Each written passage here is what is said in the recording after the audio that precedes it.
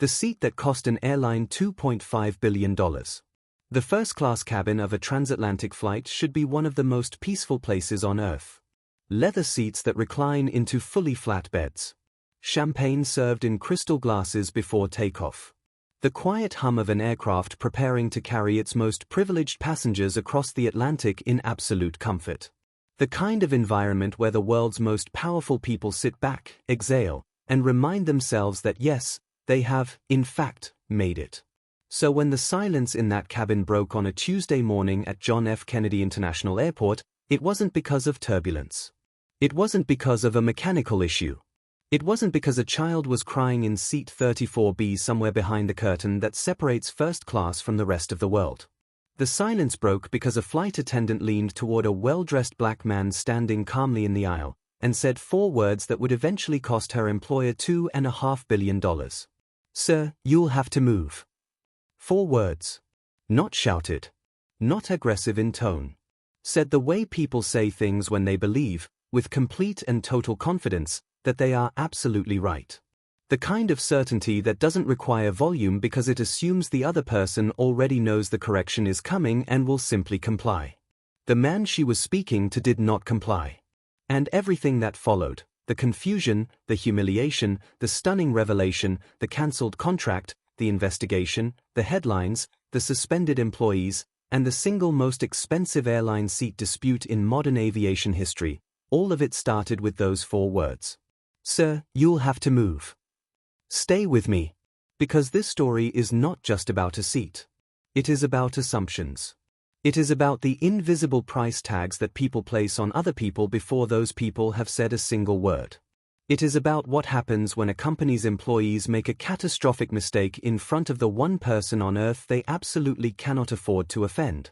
And it is about a man who, with all the power in the world at his fingertips, chose to respond not with rage, not with threats, not with the kind of dramatic confrontation that would have been entirely justified, but with something far more devastating. Calm. Let's go back to the beginning. Marcus Bennett woke up that Tuesday morning at 5:47 a.m. in a penthouse suite at the Mandarin Oriental in Midtown Manhattan. He hadn't needed an alarm. He rarely did. Sleep, for Marcus, was a calculated resource, something to be consumed efficiently and then set aside when the day demanded more important things. He was 42 years old. 6 feet tall, lean and composed, the kind of man who moved through rooms without commanding them but somehow always ended up at the center of them anyway. He had the practiced calm of someone who had spent decades in boardrooms where every word, every gesture, every pause was being studied and evaluated and used. He had learned early that composure was currency. That the person who raises their voice first loses the negotiation. That the most powerful thing you can do in a room full of powerful people is make them come to you. He had built his company, AeroSync Global Systems, from a consulting firm with 11 employees operating out of a rented office in Atlanta into one of the most sophisticated aviation technology companies in the world. 17 years of work. 17 years of missed dinners and red-eye flights and conversations that started at midnight and ended at dawn. 17 years of being the only black man in rooms where everyone assumed he was there to take notes or bring coffee until he opened his mouth and the entire temperature of the room shifted. AeroSync specialized in aviation infrastructure. Digital systems that managed everything from real-time baggage tracking to fuel optimization algorithms to the kind of predictive maintenance software that tells an airline's engineering team about a mechanical problem before the problem becomes a catastrophe. The technology was elegant, powerful, and increasingly indispensable in a world where airlines were hemorrhaging money on operational inefficiencies they didn't even know they had. Marcus had spent the better part of 3 years courting Atlantic Premier Airways. Atlantic Premier was one of the 5 largest airlines in the world. Headquartered in London, with hubs in New York, Dubai, and Singapore, they operated over 400 aircraft and carried approximately 62 million passengers every year. They were also bleeding. Not visibly. Not in the kind of way that makes headlines or spooks investors immediately, but quietly, steadily, in the way that large, proud organizations sometimes bleed, through inefficiency, through outdated infrastructure, through 1,000 small operational failures compounding silently across thousands of daily flights. Marcus had seen it in their numbers long before their own CFO had. He had built an entire proposal around it. And after 3 years of presentations, pilot programs, executive dinners, and negotiations so intricate they had required their own legal team of 14 attorneys, Marcus and Atlantic Premier were 4 hours away from signing a contract worth $2.5 billion. The signing was scheduled for 11 a.m. in London. Marcus had booked Seat 2A on Atlantic Premier Flight 7, the non-stop from JFK to Heathrow, 6 weeks in advance. First class. Not because he was extravagant. He rarely was. But because this flight was the final hour of calm before one of the most consequential mornings of his professional life. He needed to arrive in London rested, sharp, and centered. He needed to review the final contract language one more time. He needed to eat something that wasn't airport food and drink something that wasn't bad coffee from a paper cup. He had chosen Atlantic Premier's flight specifically because the signing was with Atlantic Premier. He had thought there was something elegant about it, arriving in London on the very airline he was about to transform. Starting the relationship on their own plane. It had felt, in the small private way that meaningful moments sometimes feel, like a good omen. He had no way of knowing it would become the most expensive boarding pass in aviation history. Check-in went smoothly. Security was fast. Marcus had global entry, TSA pre-check, and the particular efficiency of a man who has been through airport security so many times that removing his watch, placing his laptop in the bin, and walking through the scanner has become as automatic as breathing. He arrived at the gate with 40 minutes to spare. He sat in the corner of the first-class lounge, ordered a black coffee, opened the contract on his tablet, and began his final review. Around him, other first-class passengers did what first-class passengers do in airport lounges. They worked quietly, they made phone calls in hushed but important tones, they ate breakfast from plates that looked like they belonged in a restaurant rather than an airport. Marcus noticed none of them. He was deep in the language of the contract.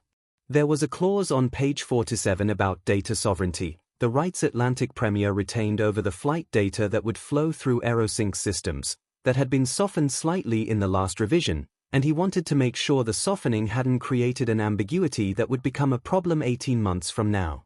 It hadn't. But it had been worth checking.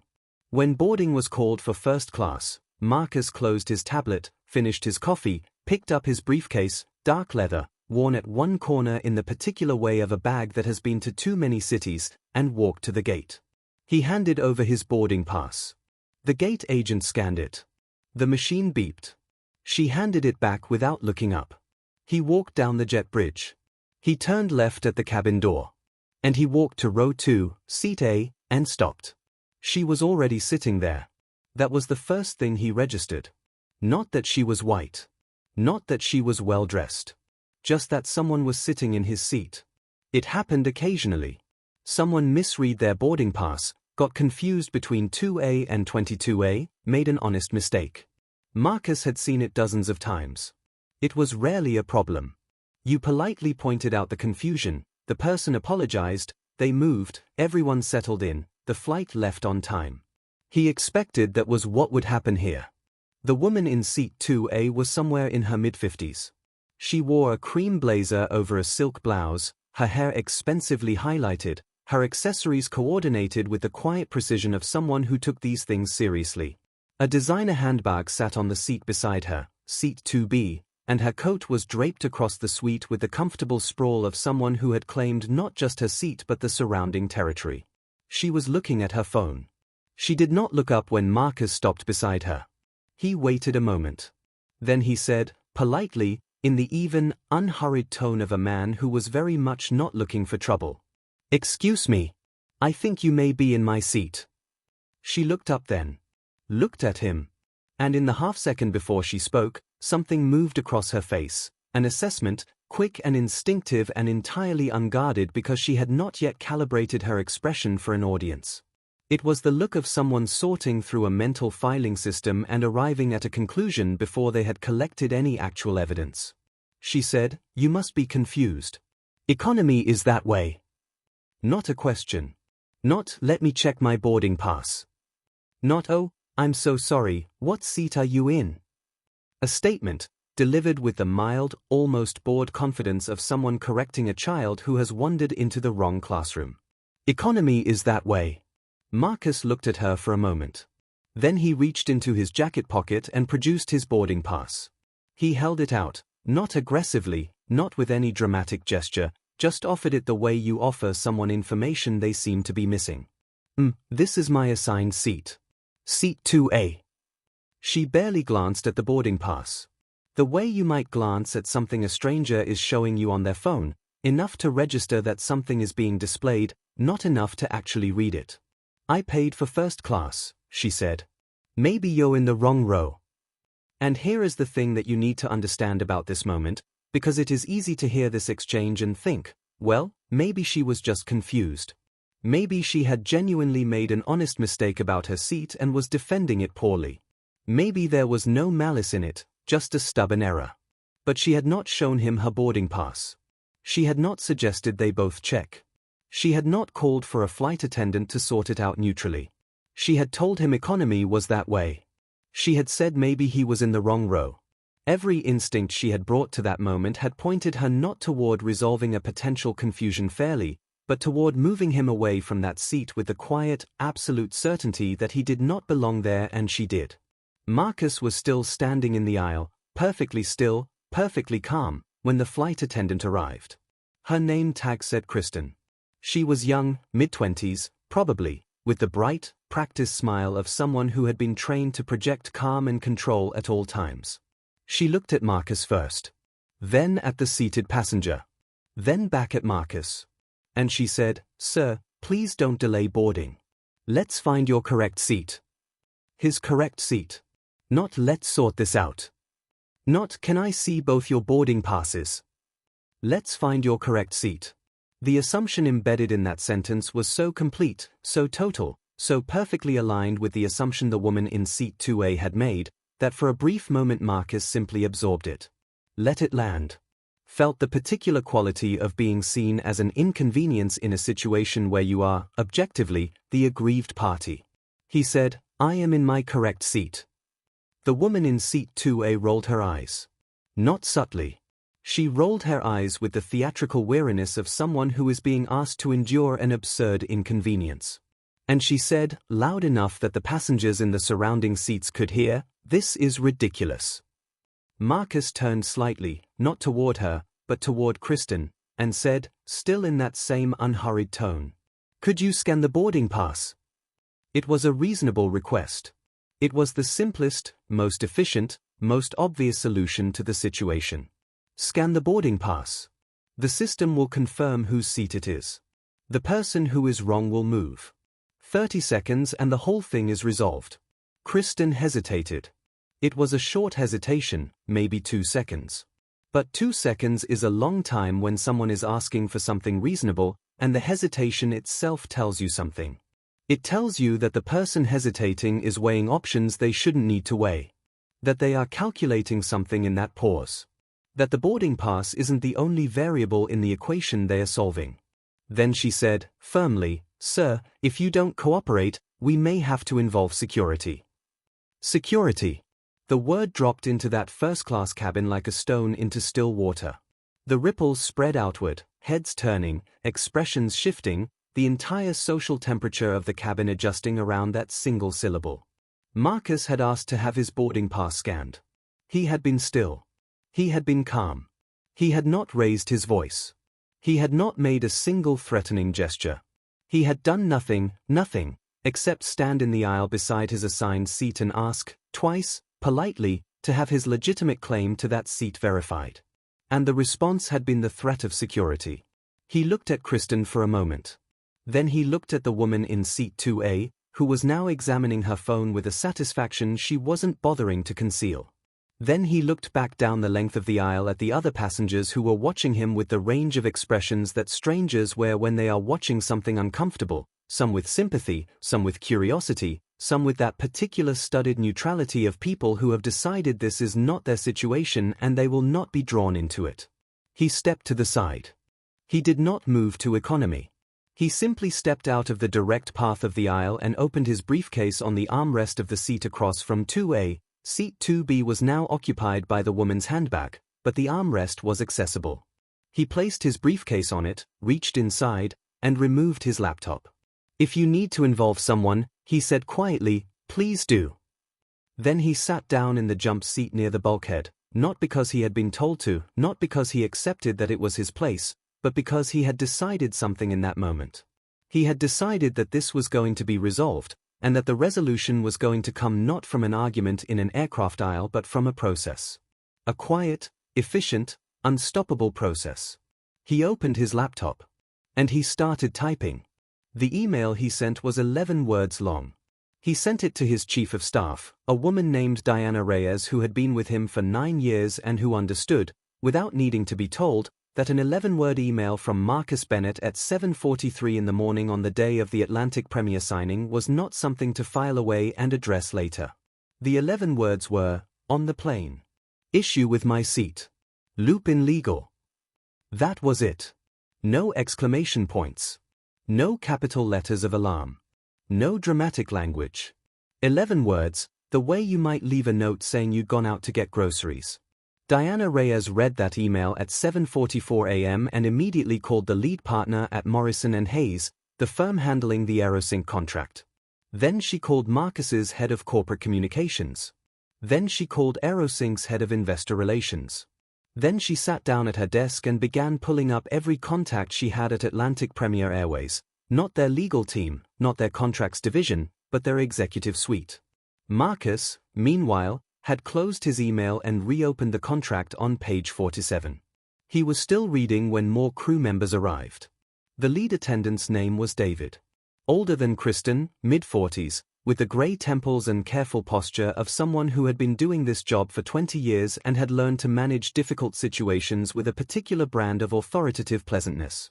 He had clearly been briefed on the way back from wherever he'd been on the aircraft, because he arrived with his expression already set, not unkind, but firm. The expression of someone who has made a decision and is prepared to execute it. He introduced himself. He thanked Marcus for his patience. He said, and this is important, that the airline was sorry for any confusion, but that in the interest of getting the flight departed on time, would Mr. Bennett mind taking a temporary seat in the business cabin while they sorted out the issue? Not economy. Business. A small concession to the optics of the situation, perhaps. Or perhaps David had looked at Marcus's clothing, his briefcase, his laptop, and recalibrated slightly from wherever Kristen had started. It didn't matter. The offer was still a request to move out of his assigned, paid-for, first-class seat because another passenger, a passenger who had never once shown a boarding pass, never once provided any evidence whatsoever that she was entitled to seat 2A, was sitting in it and was apparently more credible. Marcus said, quietly, I'd prefer to stay here while this is resolved. David said, Sir, I understand your frustration, but the aircraft needs to push back shortly. Marcus said, My seat is 2A. I have a boarding pass confirming that. I've asked to have it scanned. When you're ready to scan it, I'm ready to resolve this. Until then, I'm going to sit right here and wait. There was a silence. David looked at Marcus. Marcus looked at David. Neither of them raised their voice. Neither of them made a dramatic gesture. It was, objectively, one of the quietest standoffs you could possibly imagine. But the stakes of it were absolute, because David had just realized, perhaps for the first time since he'd walked up the aisle, that this man was not going to move. Not out of stubbornness. Not out of pride. Not out of the performative resistance of someone who wants a scene. But with the composed, unshakable certainty of someone who knows exactly where they stand and has decided that where they stand is correct, and that no amount of social pressure, no threat of security, no appeal to the convenience of the airline is going to change that. The woman in seat 2A said, from behind her phone, her voice carrying that particular quality of someone performing patience for an invisible audience, Can we please just go? David made a decision. He turned to Marcus and said, Mr. Bennett, I want to assure you this will be fully resolved. But for right now, just as a temporary measure. And Marcus, for the first time since he'd boarded this aircraft, interrupted someone. No, he said. Not a temporary measure. My seat is 2A. When you're ready to confirm that, I'll be here. David looked at him for another moment. Then he nodded, said I'll be right back, and walked forward toward the cockpit. The woman in seat 2A said, not to David, not to Marcus, But to the passenger in seat 3A, close enough to be heard, not quite loud enough to be formally addressed, words that would be remembered by everyone who heard them, words that would later be cited in the internal investigation and the resulting staff review. They always try to get upgrades they didn't pay for. Marcus heard her. He didn't respond. He didn't look up from his laptop. He didn't change his expression. But the passenger in seat 3A, a middle-aged man in a dark suit who had been watching the entire exchange with the careful attention of someone who was paying close attention, looked at the woman, and then looked at Marcus, and then looked away, and something in his expression had changed. Something had shifted. Because what the woman had just said wasn't about a seat anymore, and everyone in earshot knew it. Before we go any further, let me pause here for one moment.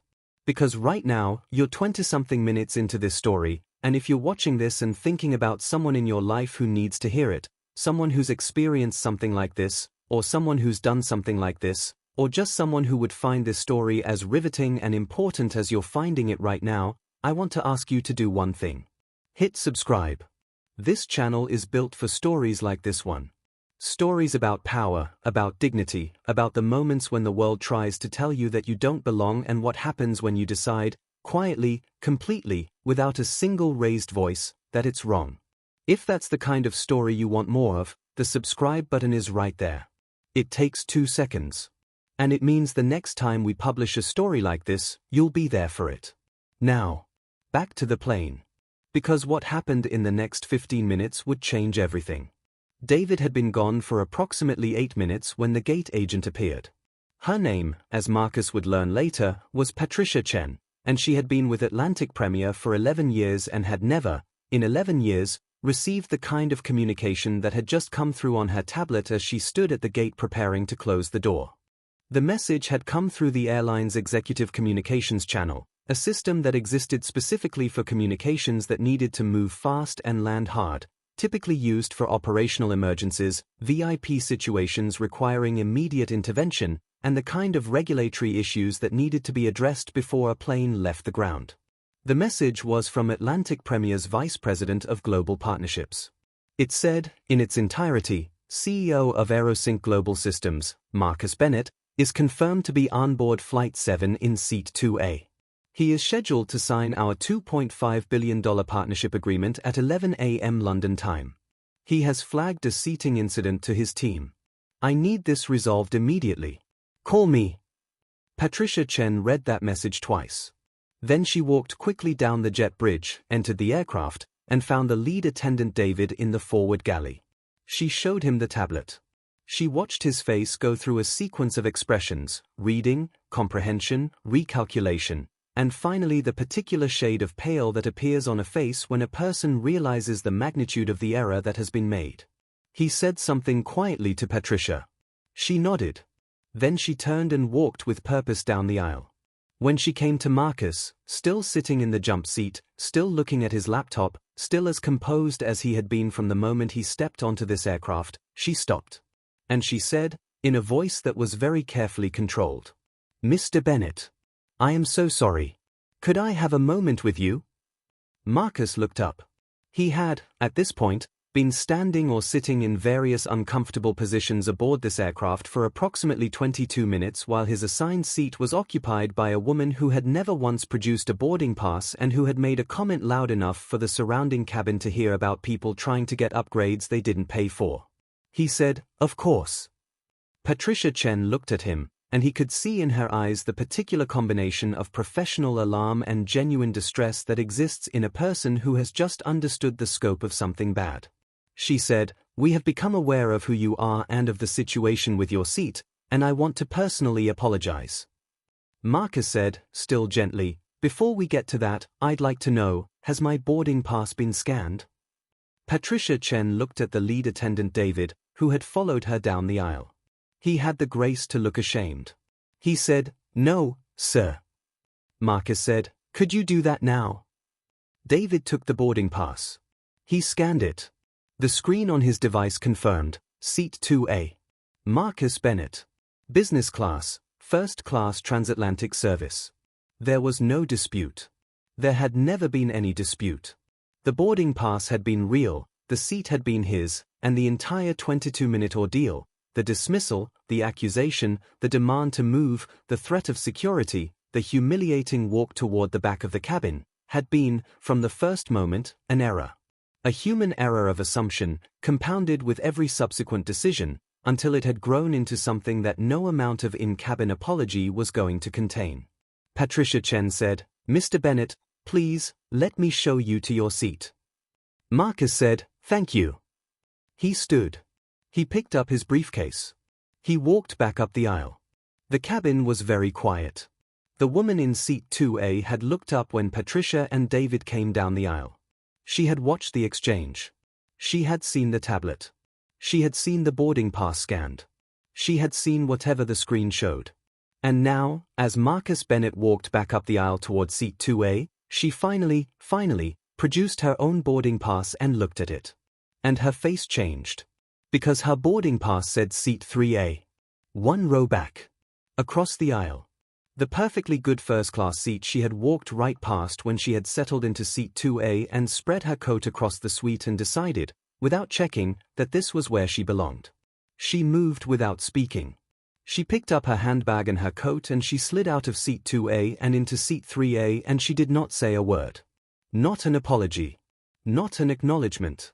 Just a retreat, quick and silent, with her eyes pointed somewhere in the middle distance that was not the face of Marcus Bennett. Marcus sat down in seat 2A. He placed his briefcase under the seat in front of him.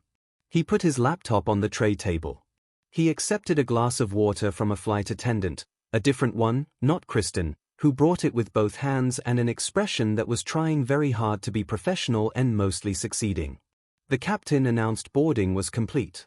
Marcus looked at the contract on his screen. Everything was fine. 26 minutes delayed, slightly elevated blood pressure probably, a residue of something, not anger, not quite, more like a very clear-eyed awareness of exactly what had just happened, but he was in his seat. He had what he came for. The signing was still 4 hours away. And then his phone rang. It was Diana. He put in an earbud and kept his voice low. "Tell me," he said. Diana said, "Legal is on it. Caroline at Morrison & Hayes has already called their general counsel's office. Atlantic Premier's VP of Partnerships has been trying to reach you. He sent a message through the executive channel and Patricia Chen is the one who came to the cabin, which means it went all the way up fast." Marcus said, "I know. She was just here." Diana said, "Are you okay?" There was a pause. The kind of pause that exists not because the person doesn't know the answer but because the answer is more complicated than the question suggests. Marcus said, "I'm in my seat." Diana, who had been with him for 9 years and knew exactly what that meant and exactly what it didn't mean, said, "Okay. What do you need?" He said, "I need you to get me Richard Colton." Richard Colton was the CEO of Atlantic Premier Airways. Not his assistant. Not his office. Richard Colton. Diana said, "Now." Marcus said, "Before this plane pushes back." Diana said, "Give me 7 minutes." He put his phone face down on the armrest and looked out the window at the gray New York morning and the tarmac and the other aircraft and the baggage carts moving between them like slow, purposeful beetles. He watched a 787 push back from the gate across the ramp and angle itself toward the taxiway. He thought about page 47. He thought about the data sovereignty clause. He thought about the 17 years it had taken to get to this morning. He thought about the woman in seat 2A, seat 3A now, and the particular quality of her voice when she'd said economy is that way. The complete absence of doubt in it. The casual, comfortable, entirely unreflective nature of the assumption. The way it had required no evidence. No information. Just one look at him, standing in an aircraft aisle with a briefcase, and the conclusion had arrived fully formed. His phone buzzed. "Diana, Colton is in a board prep meeting. His EA says he can take a call in 20 minutes. Marcus typed back, "Tell her it's about the AeroSync partnership and it needs to be now." 45 seconds later, Diana, his stepping out. "Connecting you." The line clicked. A brief silence. Then a voice Marcus had spoken to a dozen times in the last 3 years, a measured, London-inflected voice that belonged to a man who had run an airline for 9 years and had not gotten there by being slow to understand situations. Richard Colton said, "Marcus, I've just been briefed. I cannot tell you how sorry." Marcus said, "Richard, I appreciate that. But I need to be direct with you about something." Colton said, "Of course." Marcus said, "I'm still on the plane. They've sorted out the immediate situation. But what happened this morning, the full sequence of it, from the moment I boarded to the moment your gate agent came on with the tablet, I need you to understand that this isn't something I'm prepared to simply accept an in-flight apology for and move on." Colton said, carefully, "I understand." Marcus said, "I booked this flight specifically to arrive for our signing ready and focused. Instead, I have spent the last half hour managing a situation that should never have existed. I was told economy was that way. I was threatened with security. I was walked to the back of the aircraft. All of this because a series of your employees, presented with a black man standing in a first-class aisle with a legitimate boarding pass, decided, without any evidence, that he did not belong there." Colton said nothing. Marcus continued, "I'm not calling you from a place of anger. I'm calling you because in approximately 4 hours we are supposed to sit down and sign a contract that gives your airline access to every piece of operational data you generate. A contract that puts AeroSync's technology at the center of how you run your company. And before I do that, I need to understand something." Colton said, "What's that?" Marcus said, "Is what happened on this plane this morning representative of how Atlantic Premier operates? Because if it is, if this is the culture, if these are the reflexes, if this is how your people make decisions, then I need to think very carefully about whether AeroSync belongs in this partnership." There was a silence on the line. A real silence, not a communications gap. The silence of a man choosing his next words with great care. Richard Colton said, "Marcus, what I can tell you, right now, is that what happened this morning is not acceptable. It should not have happened. The individuals involved will be held accountable. And I would like very much for you to not make any decisions about the contract before we have a chance to speak in person." Marcus said, "I'll be in London at 7 p.m. your time." Colton said, "I'll be there." Marcus said, "Thank you, Richard." He ended the call. He put his phone in his jacket pocket. He looked at the contract on his laptop screen for a long moment. Then he closed the laptop. He leaned back in seat 2A, the seat that had been his all along, and he closed his eyes, and he did something he hadn't done since he'd arrived at the airport that morning. He breathed.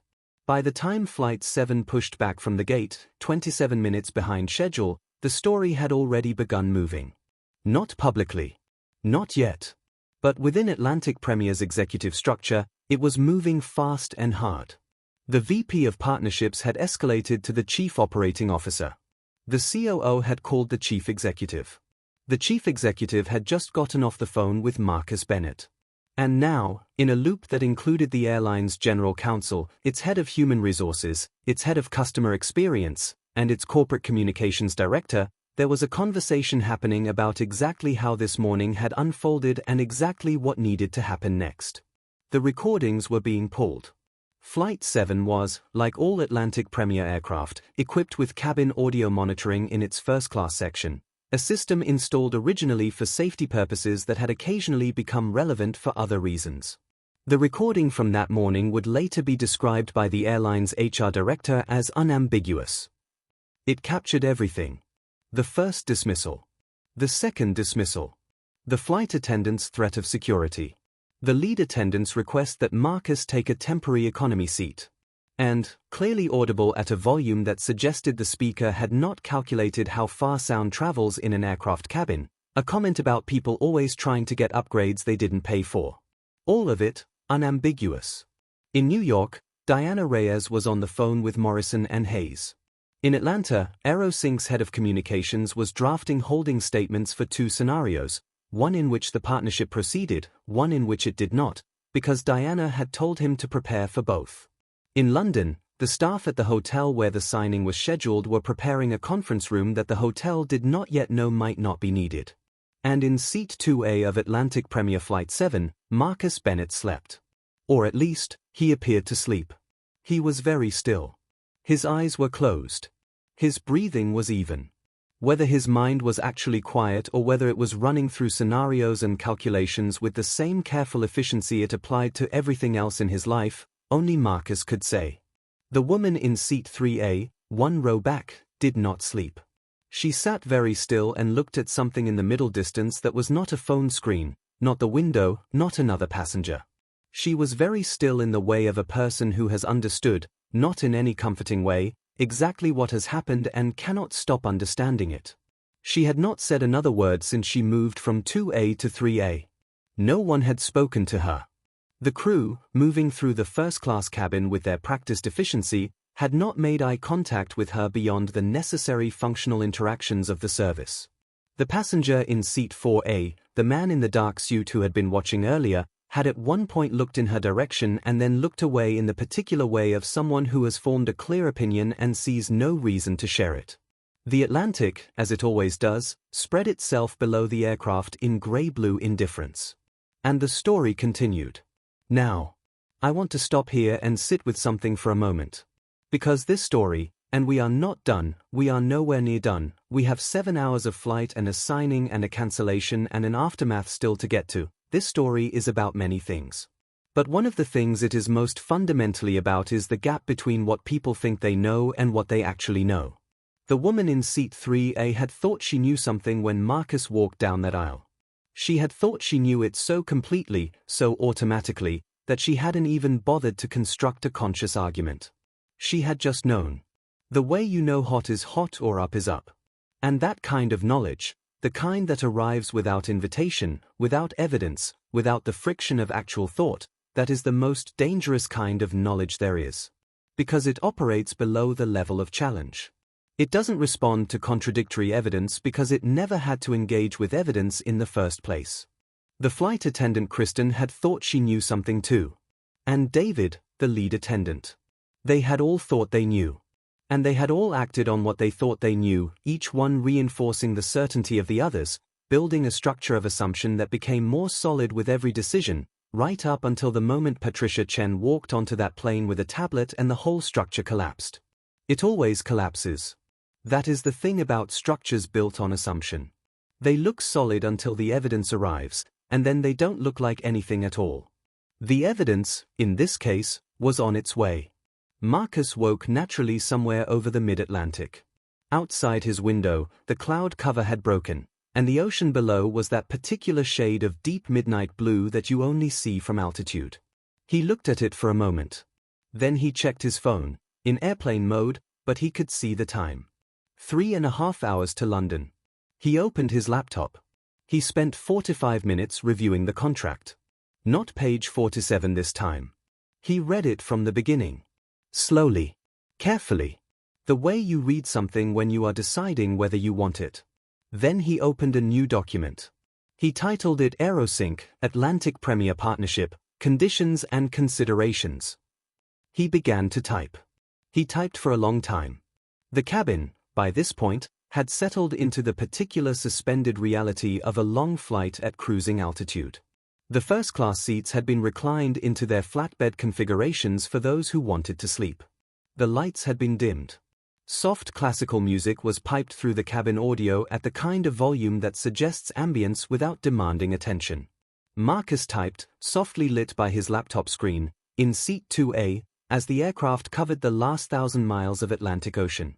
At some point, he wasn't tracking time precisely, a different flight attendant came by. Young. Early 20s.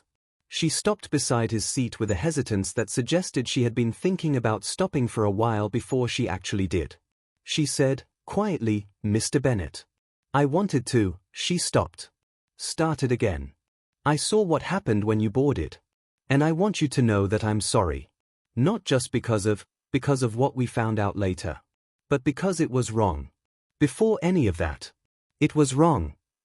Marcus looked at her. He could see that she meant it.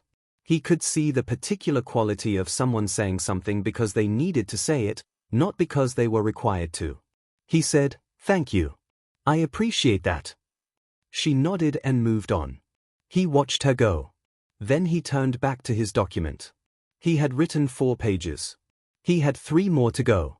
Heathrow appeared through the window just after 7 p.m. London time, that particular glow of one of the world's busiest airports coming into view in the early evening, the organized scatter of lights, the parallel runway geometries, the endless, incredible quantity of aircraft in motion on the ground.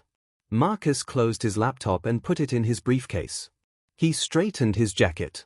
He accepted one last glass of water and drank it slowly, looking out the window as Flight 7 descended through the low cloud that almost always sits over London in November.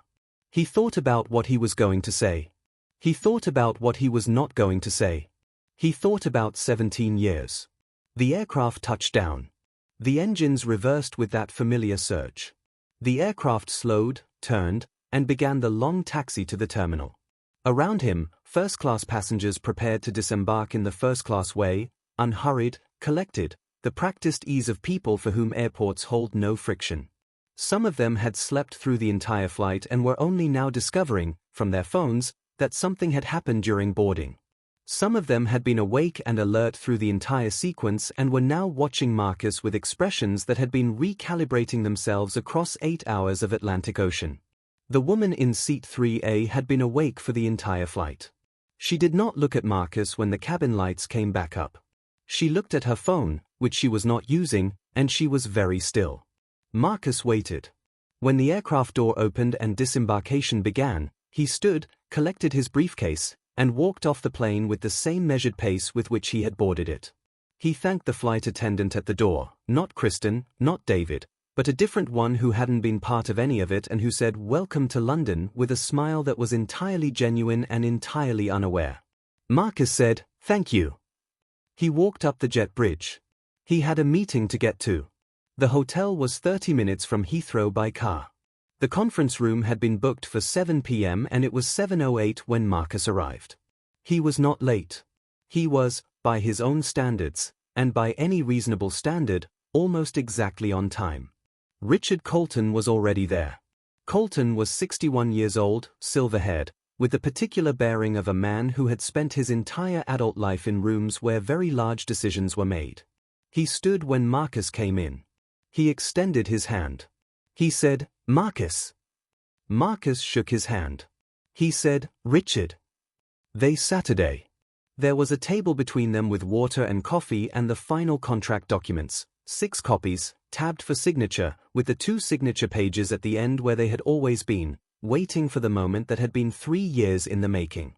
Colton said, "I have spent today on the phone with my COO, my HR director, my general counsel, and our head of cabin crew operations. I have listened to the recording from this morning. I have read the incident reports filed by both Kristen and David before they knew that I would be reading them. And I have thought about what I want to say to you, and I realize that there is nothing I can say that erases what happened this morning. So I'm not going to try to erase it. I am going to tell you that it was wrong. That the behavior of 3 separate members of my staff, in sequence, represents a failure, of training, of culture, and of basic human decency, that I find genuinely shameful. And I am going to tell you that there will be consequences. There already are consequences. 2 suspensions were issued this afternoon pending full investigation." Marcus said, "I heard." Colton said, "And I want you to know that my desire to sign this contract with you has nothing to do with the value of the contract. It has to do with the fact that I believe this partnership is the right thing for this airline and for the industry, and I believe that you and AeroSync are the right partners for us to build it with. And I am asking you, as the CEO of this airline, and as a man who is genuinely ashamed of what one of his aircraft was used for this morning, to give us the opportunity to be better than what you saw today." Marcus listened to all of this. When Colton finished, he was quiet for a moment. Then he opened his briefcase and removed 7 pages of closely typed notes. He placed them on the table. He said, "I wrote this on the plane. It is not a legal document. It is my thinking. I would like you to read it." Colton picked up the 7 pages and began to read. Marcus poured himself a cup of coffee and waited. The 7 pages contained 2 things. The first was an account, precise, chronological, and entirely without emotional embellishment, of the events of that morning. Every interaction, every statement, every decision made by every person involved, in the order in which they occurred. It was not an accusation. It read more like a case study. The kind of analysis a very good consultant would produce after being asked to identify the failure points in a system. Which, in a sense, is exactly what it was. Marcus had been studying organizations for his entire professional career, and he had spent 8 hours over the Atlantic running the morning's events through that lens, and the 7 pages were the result. The second thing was a set of conditions. Not demands. Conditions. The language was careful about the distinction. There were 6 of them. The first condition was that Atlantic Premier commit, as part of the partnership agreement, to a mandatory implicit bias training program for all customer-facing staff, to be developed in partnership with AeroSync's organizational development team and completed within 18 months of contract signing. The second condition was that the incident from that morning be documented and used, anonymized, but structurally intact, as a case study in that training program. The third condition was that the flight attendant's comment about upgrades, the one made audibly in the first-class cabin, be treated as a terminable offense, not merely a suspendable one. The fourth condition was that Atlantic Premier establish an independent external ombudsperson for customer discrimination complaints, with the authority to escalate directly to the board, not just to management. The fifth condition was that AeroSync have the right, at any point in the first 5 years of the partnership, to audit Atlantic Premier's customer complaint data for patterns related to differential treatment, with access to disaggregated data by passenger demographics where available. The sixth condition was that Richard Colton personally sign a letter to be shared internally, not publicly, not as a press release, not as a performance for external audiences, but internally, acknowledging what had happened that morning and making clear, in unambiguous language, that it was not the culture of this company and that it would not be tolerated. At the bottom of the 7 pages, Marcus had written, "I am interested in building something with Atlantic Premier. But I am not interested in building it in a context where the foundation is unstable. The foundation is stable when people are treated with the dignity they are due regardless of what assumptions are made about them when they walk down an aisle. What I have outlined above is, I believe, a reasonable path to ensuring that stability. I am prepared to discuss any part of it." Colton finished reading. He put the 7 pages down on the table. He looked at Marcus for a long moment. He said, "All 6. Marcus said, "Sorry." Colton said, "All 6 conditions. We will accept all 6. He didn't pause. He didn't qualify. He didn't say he'd need to run it by his board or his legal team or his COO. He looked at Marcus Bennett across a conference table in a hotel near Heathrow Airport and he said all 6, with the clarity of a man who had understood, in the 27 minutes it had taken him to read 7 pages, that this was not a negotiation he was in a position to negotiate. Marcus looked at him. Then, for the first time since he'd stepped onto a plane in New York that morning with a boarding pass that said Seat 2A and a 3-year partnership about to become real, Marcus Bennett allowed himself a small, quiet smile. He said, "Then let's talk about where to add these to the contract." But wait. Before we get to the signing, and we will get to the signing, I need to tell you about what was happening at the same time, several thousand miles away, in a world that did not yet know the full story. Because the story was getting out. Not through Marcus. He hadn't spoken to a single journalist. He hadn't posted anything on social media. He hadn't given anyone outside of his immediate team any information about what had happened on Flight 7 that morning. He was, as he had been all day, entirely composed and entirely controlled.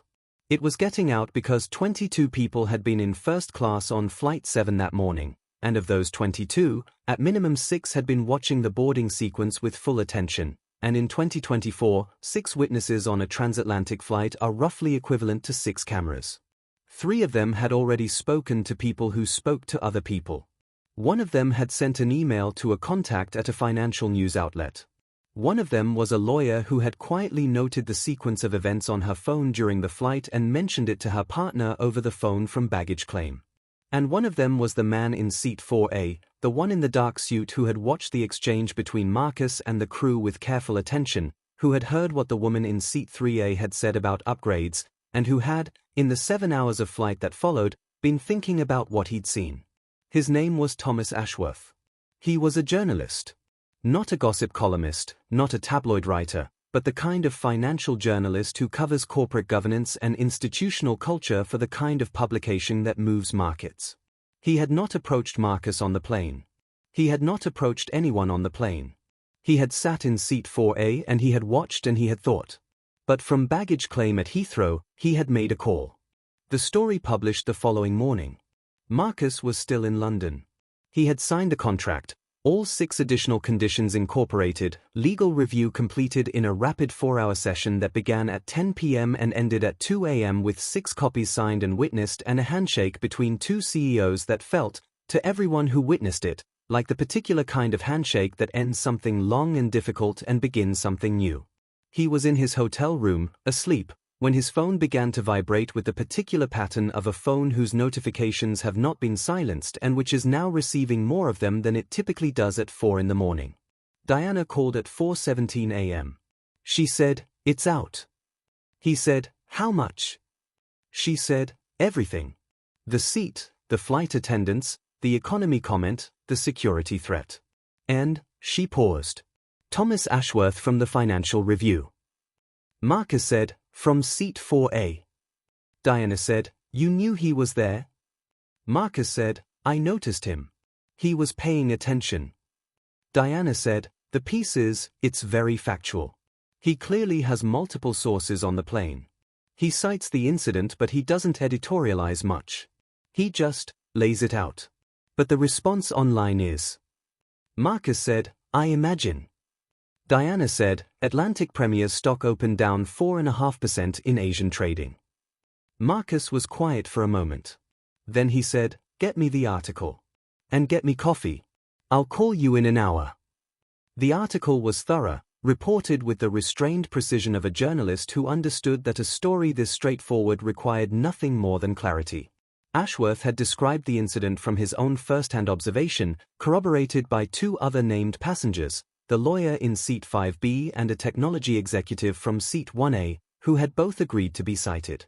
He had included the cabin audio, which Atlantic Premier had provided to him in response to a media query the previous afternoon, in a decision by their communications team that was either very brave or very calculated, and possibly both. He had noted the eventual outcome of the day, the signing of a $2.5 billion partnership, with 6 new conditions attached. He had also, and this was the detail that was moving most quickly through the networks, included a short quote from Marcus Bennett. Marcus had spoken to Ashworth for 12 minutes, from his hotel room, at 3 in the morning. He had agreed to a short statement. The statement, quoted in full in the article, read, "I was asked, before I had said a single word, to sit somewhere else. I was given no evidence for why I was in the wrong place. I was given a series of assumptions. I responded by asking for my boarding pass to be scanned. That took 22 minutes. I hope the next 22 years of this partnership look very different." That was the statement. 102 words. By the time Marcus woke up for the second time that morning at 7:30, those 102 words had been shared over 80,000 times. The airline's response came in 2 parts. The first part was a public statement, released that morning under Richard Colton's name, acknowledging the incident, expressing unqualified regret, and confirming the internal investigation and the suspension of the staff members involved. It did not use corporate euphemism. It said directly, what happened was wrong. The assumptions made about Mr. Bennett during boarding were not acceptable, and the subsequent handling of the situation compounded that wrong.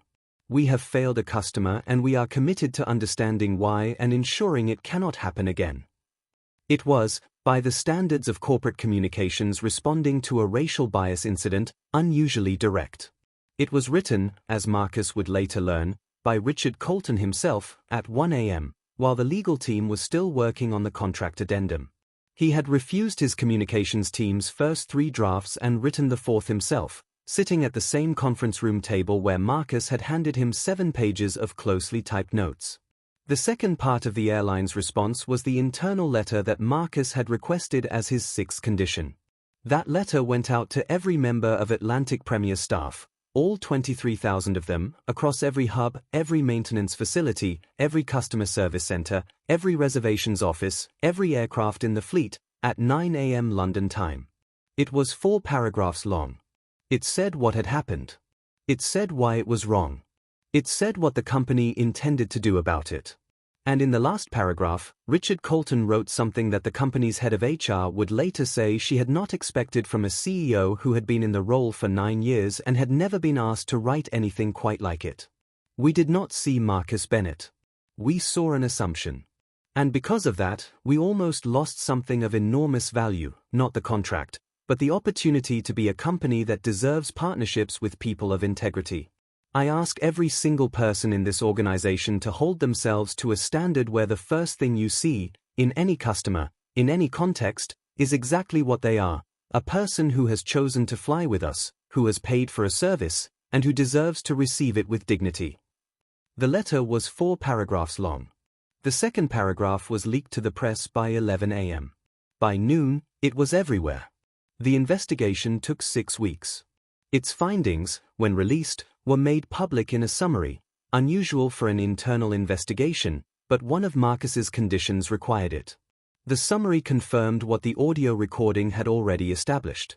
It identified 3 separate instances of what it termed assumption-based decision-making in the boarding sequence.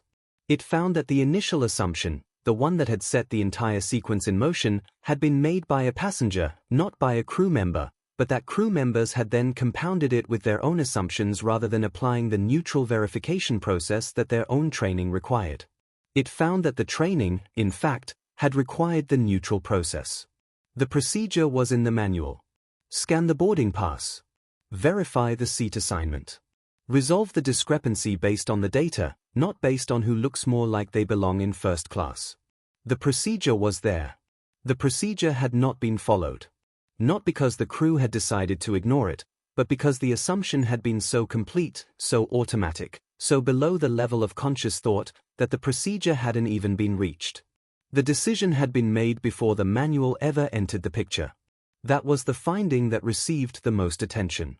That was the finding that became the foundation of the training program that AeroSync's organizational development team spent the following 8 months building for Atlantic Premier. The program was called the Verification Protocol, and it wasn't really about boarding passes. It was about the gap between what you think you know and what you actually know, and the discipline required to close that gap before you act. It was eventually adopted, in modified forms, by 4 other airlines. Kristen left the airline. She wasn't fired, she resigned, 2 weeks after the investigation began. She had been 24 years old when it happened. Whatever she took with her from that morning, whatever she's done with it in the time since, is a story that isn't mine to tell. David was suspended for 3 months without pay. He was reinstated after completing a significant amount of additional training and has, by all accounts, become one of the most committed advocates for the new verification protocols. People sometimes find the most direct routes to change through the experience of having been demonstrably wrong. The woman in seat 3A was never identified publicly. She wasn't an airline employee. She was a passenger who had made a mistake and then made it worse with her words, and who then spent a very long, very quiet flight sitting in her correct seat thinking about the distance between the two. What she's done with that distance, only she knows. Thomas Ashworth won a journalism award for the article. He mentioned it briefly in his acceptance speech and spent the rest of the speech talking about something else. Richard Colton and Marcus Bennett have now sat across from each other in dozens of meetings over the years since. By all accounts, the partnership has been, as both of them expected it would be, transformational for Atlantic Premier. The operational efficiency improvements in the first 2 years alone exceeded the contract's projected targets by a significant margin. The data sovereignty clause on page 47 has never created a single problem. And Marcus Bennett? Marcus Bennett flew back to New York the following day. He flew Atlantic Premier. He booked seat 2A. He arrived at the gate early, as he always did. He went through the first-class boarding lane. He handed over his boarding pass. The gate agent scanned it, looked at the screen, and said, with the professional warmth of an airline employee who has no idea she is looking at the person whose name has been in every financial paper for the past 48 hours, "Welcome aboard, Mr. Bennett. Seat 2A. He thanked her and walked down the jet bridge. He turned left at the cabin door. He walked to row 2. The seat was empty. He sat down. He put his briefcase under the seat. He put his laptop on the tray table. He looked out the window at the morning and the tarmac and the aircraft and the baggage carts and all the ordinary machinery of a world that moves constantly forward. Then he opened the contract. Not the Atlantic Premier one. A new one. The next one. There is always a next one when you are Marcus Bennett. And this is where I want to leave you for a moment before we close this out. Because we are near the end of this story, not quite there, but close, and I want to make sure we've sat with what this story actually is. Because it is very easy to tell this story as a story about karma. Or comeuppance. Or the satisfying symmetry of a powerful man being mistreated and then revealed to be powerful in a way his mistreaters could not have anticipated. That framing is there. It is real. It is satisfying in the particular way that stories are satisfying when the person who is wrong turns out to hold all the cards. But that is not, I think, what this story is actually about. Because here is the thing about Marcus Bennett's power in this story. It was real. It was substantial. A $2.5 billion contract is real. The ability to end a negotiation that has been 3 years in the making is real. The 7 pages of conditions, the careful notes on the plane, the 12-minute phone call with Thomas Ashworth, these were the actions of a man who understood the leverage he had and used it with precision. But here is also the thing. Marcus Bennett's power, on that boarding ramp, before any of that was known, before the gate agent ran onto the plane with her tablet, before the captain walked down the aisle, before anything, Marcus Bennett's power, in the moment it actually mattered, was this. He was in his seat. That was it. That was the whole thing. He had a boarding pass that said seat 2A, and he was standing at seat 2A, and he was right. He didn't need the contract to be right. He didn't need the $2.5 billion to be right. He didn't need Richard Colton or Diana Reyes or Thomas Ashworth to be right. He was right the moment he walked down the aisle. He was right from the very beginning. The power that followed, the investigation, the conditions, the training program, the internal letter, the award-winning article, all of that was the consequence of the assumptions being wrong. But the assumptions were wrong from the moment they were made. Before anyone knew who he was. When he was just a man in a suit with a boarding pass, standing in an aisle, asking someone to scan it. The story isn't really about what happened when they found out who he was. The story is about what happened before they knew. And the lesson isn't really be careful who you mistreat because they might be powerful. The lesson is much simpler and much harder than that. The lesson is, scan the boarding pass. Not because the person might be important. Not because there might be consequences. But because the boarding pass is the truth, and the assumption is not, and the gap between those two things, that gap, that precise and measurable distance between what you think you know and what you actually know, is where every single thing in this story went wrong. Scan the boarding pass. It is, in the end, the simplest thing in the world. The contract was signed and executed on the evening of the same day it nearly wasn't. The addendum adding Marcus's 6 conditions was incorporated cleanly, its language precise and its intent clear. The legal teams on both sides initialed every page. The signing was witnessed by 4 attorneys, a notary, and Richard Colton's chief of staff, who had been with the airline for 18 years and who later told a colleague, privately, that it was the strangest and most meaningful signing she had ever witnessed. Strange because it almost wasn't. Meaningful because of everything that had to happen for it to be. Marcus took his copy of the signed contract, placed it in his briefcase, shook Colton's hand one more time, said he'd see him in 6 weeks for the first operational review, and left the conference room. He walked through the hotel lobby. He stepped outside into a London evening, cool, slightly damp, the amber light of street lamps reflecting on wet pavement, and he stood there for a moment breathing the air. Then he flagged a cab. He gave the driver the address of his hotel. He looked out the window at the city passing by, the bridges and the river and the particular illuminated density of one of the world's oldest capitals, and he said nothing. His phone buzzed. "Diana, it's done." He typed back, "It's done." 3 dots appeared. Then, "I told you. It was always going to be done." He smiled at his phone. Tucked it back in his pocket. He looked out the window. He thought about 17 years. He thought about a seat. He thought about the gap between what people see and what is actually there, and about the cost of that gap, and about what it takes, what extraordinary, sustained, almost inhuman patience it takes, To stand in that gap and wait for the truth to catch up with you. He had waited 22 minutes. Some people wait a lifetime. He was one of the lucky ones, and he knew it, and the knowing of it sat in him not as celebration but as something quieter and more serious than that. A kind of responsibility. A kind of debt to the ones who had waited longer and had their boarding passes ignored anyway, not because the right VP hadn't called in time, not because the right journalist hadn't been in seat 4A, but just because the world, sometimes, moves slower than it should. He owed them something. He always had. He thought about what the next 22 years might look like. He thought about the training program. The verification protocol. 23,000 employees learning to close the gap between assumption and evidence. It wasn't everything. But it was a beginning. And in his experience, beginnings were worth a great deal. The final numbers, for those who like their stories to end in specifics. The AeroSync Atlantic Premier Partnership Agreement was valued at $2.5 billion over a 10-year initial term. The first operational efficiency improvements were documented at 14 months, ahead of schedule. Atlantic Premier's on-time performance improved by 11% in the partnership's first full year, driven in part by AeroSync's predictive maintenance algorithms. Fuel costs decreased by a figure the airline has declined to make public but which multiple analysts, working from their reported numbers, have estimated at somewhere between $90 and $120 million annually. The verification protocol training program was completed by all Atlantic Premier customer-facing staff within the required 18 months. Completion rate, 97.4%.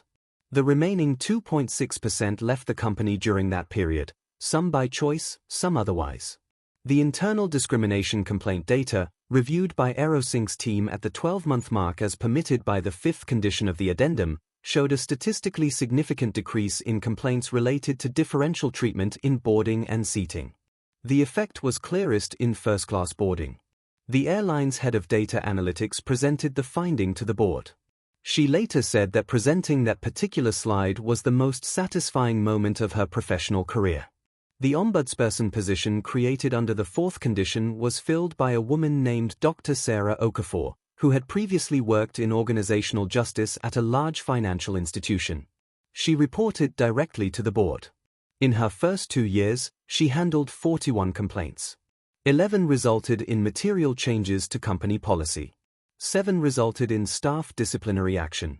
23 were resolved through direct mediation between the complainant and the relevant team.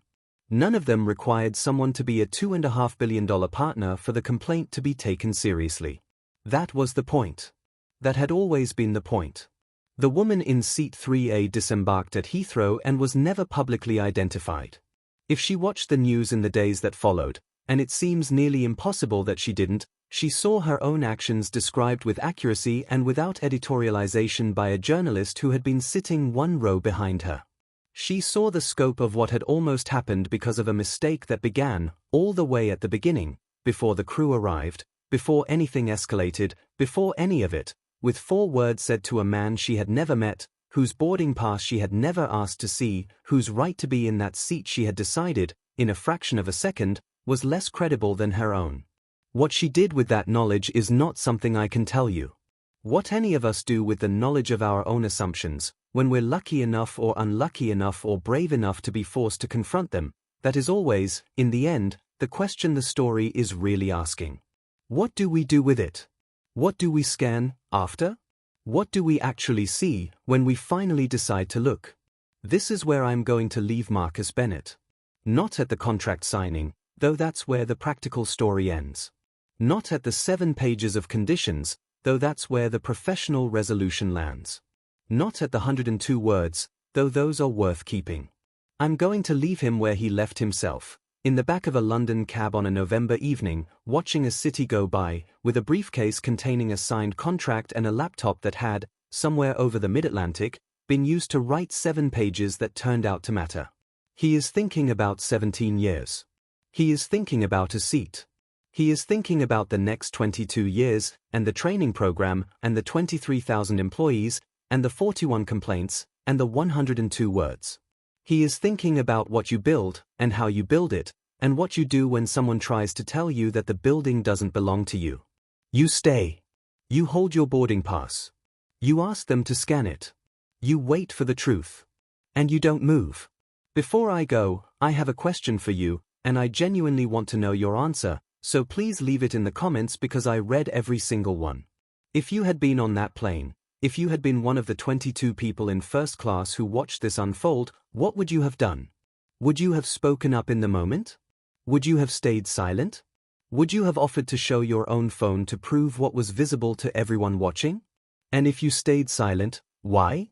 What would have stopped you? I'm asking because I think this is one of the most important questions this story raises. Marcus Bennett handled himself with more composure than most of us could have managed. But he was also alone in that aisle for 22 minutes while other people watched. And I want to know what you think you would have done. What you think any of us should do when we see the gap between what's assumed and what's true, and we're not the ones standing in the middle of it. Tell me in the comments. I'll be reading. And if this story moved you, if it made you think, if it's the kind of content you want more of, subscribe. This channel exists for stories like this one. Stories about dignity, about power, about the moments that define what we believe about other people and what we owe them. New stories, every week. The subscribe button is right there. I'll see you in the next one.